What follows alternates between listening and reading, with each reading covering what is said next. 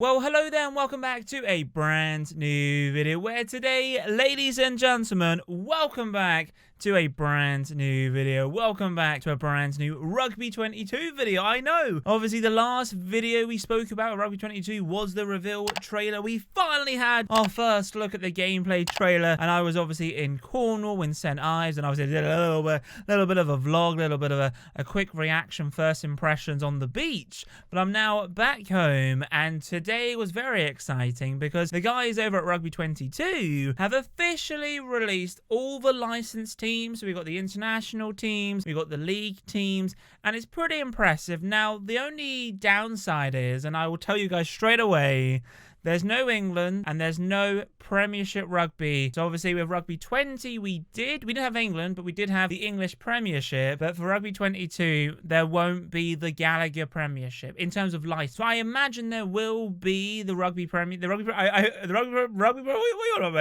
I do believe there will be, well, the Gallagher Premiership, but unlicensed. So you will be able to play as Saracens, Exeter, Bath, Gloucester, Leicester, Harlequins, etc. But I imagine they'll just be named completely different. I mean, if you've ever played FIFA and you've played Pro Evo, you're probably going to get used to it, because with Pro Evo, the game was good, but they had hardly any licensing. FIFA had all the licensing, and I imagine for the English Premiership, unfortunately, we're not going to have the licensing. Obviously, Rugby Challenge 4 had it, but I thought, you know what, like for a league, surely they could split it, but it looks like Rugby Challenge 4 still have the exclusive rights, for England, but also for the British Championship. What you want about, mate? You're chatting some stuff today, mate. The Gallagher Premiership, that's what I'm on about. But anyway, let's talk about this. It's very exciting. I mean, you think it's the 19th of January as we're recording this. A week tomorrow, the game comes out, which I'm very excited for. But anyway, if you remember, I think maybe like 3 weeks ago, we did do a video actually confirming the national teams, and pretty much what we said then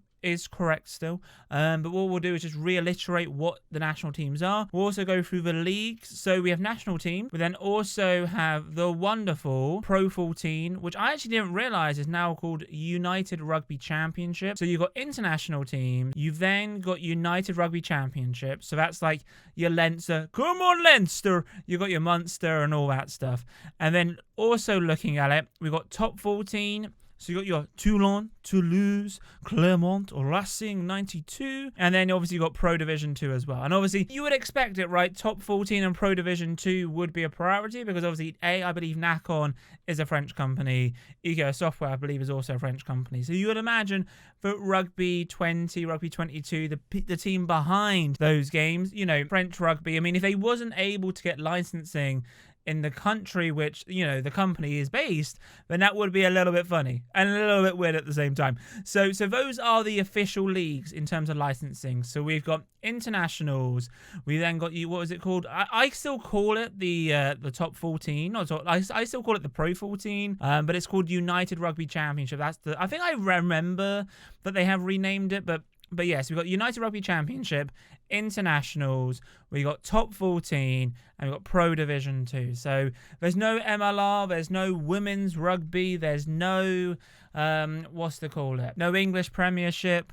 So it will be interesting, but let's go through them all. So in terms of internationals, so we have the All Blacks, we have the Wallabies, obviously Australia, mate. We got France, we got Ireland, we got Wales, we got Scotland, we got Japan, we got the Fijis, we got Italy, and we also have Georgia. Now, if I remember correctly, on Rugby Challenge 4, they had New Zealand, and they also had Australia, and they also had South Africa, and they also had England, I believe. Or did Rugby 20 have Australia? We'll find out in a moment if they did or not, but I believe that was the case with Rugby Challenge 4.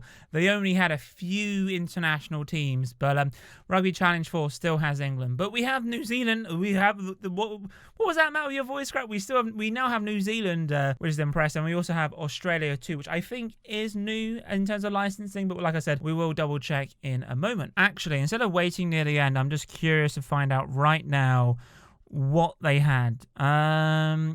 So Australia wasn't on there. Apparently Fiji wasn't on there, and we now have Fiji.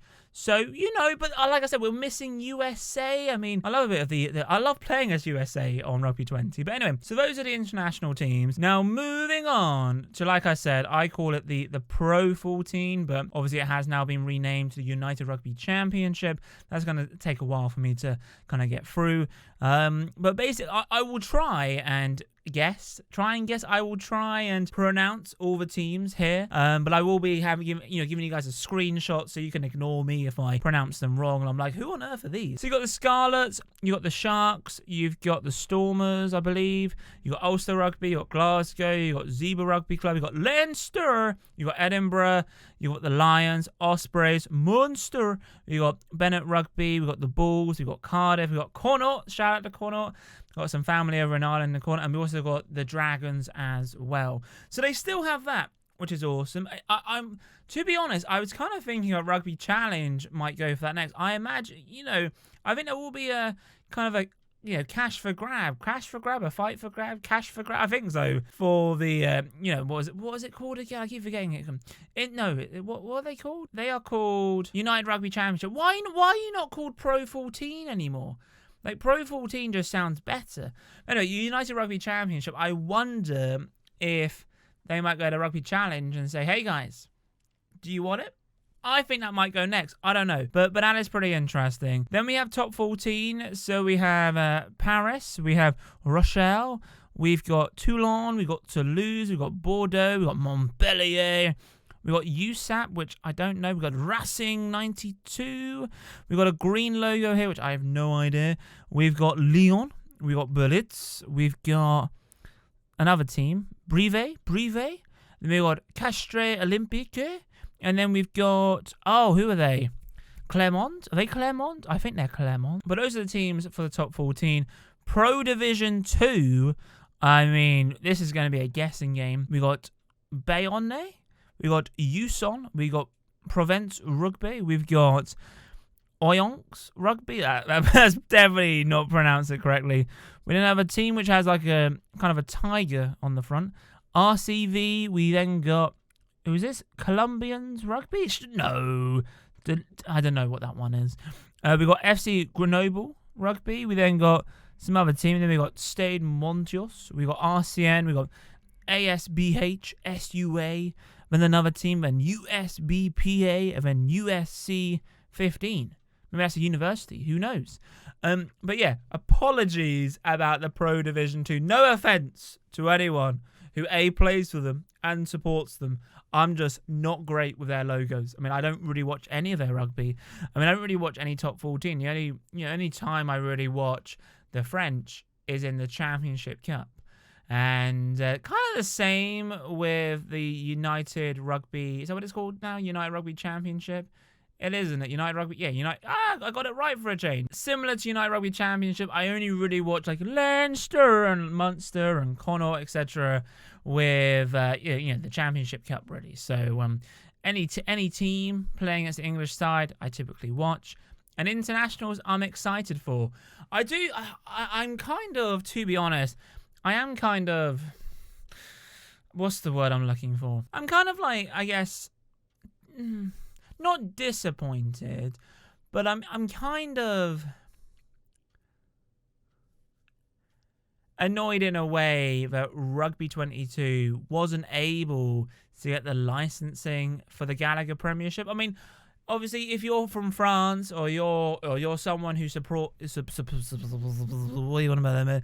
Hello, my name's Mathieu. I don't know what's got into me, really, to be honest. But I mean, if you don't support an English team and you are a Leinster fan, a Munster fan, or you follow the Pro 14 or now the United Rugby Championship, or you're a big fan of the Top 14 or the Pro Division 2, then you're probably like, I don't care, mate, because obviously your league is there. But I remember with Rugby 20, we had some good times with the Premiership. But realistically, though, like, licensing is good. For me, it doesn't really make or break the game. Like, realistically, I'd rather have better gameplay than have better licensing. But we'll see. We'll definitely see what happens. I'm curious to see, whether or not We'll get some DLC. I don't know. I mean, I'm still curious, right? If you remember, not Rugby 20, was it Rugby 18? Yeah, I think it was Rugby 18, if you remember. If you pre-ordered Rugby 18, you got the British and Irish Lions, and it was like out of nowhere. Like, are the British and Irish Lions in the game? I mean, I don't think they were in Rugby 20. But it is interesting. What are your thoughts, guys? I mean, we finally have the list. Like I said, we're about 8 days away. And I'm excited. There will be gameplay on the channel when I can post it. But we'll see. We'll see what happens. But yeah, let me know your thoughts, guys, down below. Are you kind of annoyed a bit like me? Like, are you a big fan of, like, the English Premierships or the Gallagher Premiership? Do you wish there were licensing for that? Or are you okay? I mean, I kind of feel like they've kind of lost some licensing here. And they've really put their funds in for New Zealand, Fiji, Australia. You know, I feel like, you know, getting New Zealand or Australia from Rugby Challenge probably cost them a lot of money. And I think as well, the reason probably why they invested so much money into Australia and New Zealand is the fact that obviously Rugby Challenge is dominant. Like, it's like the main rugby game for those guys. And by having them licensed in a, you know, I would always say that a Rugby 20 or Rugby 22 is more focused on the Northern Hemisphere rather than the Southern Hemisphere. Like, Rugby Challenge is definitely, like, more towards the Southern Hemisphere, whereas obviously Rugby 18, Rugby 20, Rugby 22 is definitely focused more on the Northern Hemisphere.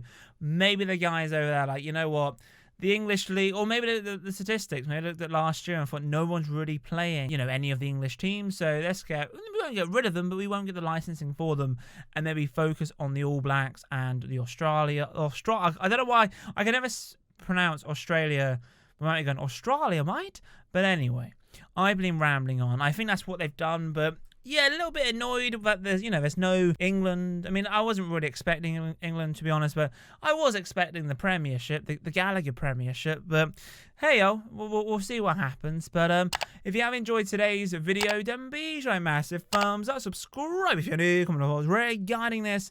But anyway, guys, have a wonderful day, and as with my next video, adios, chaps, boom.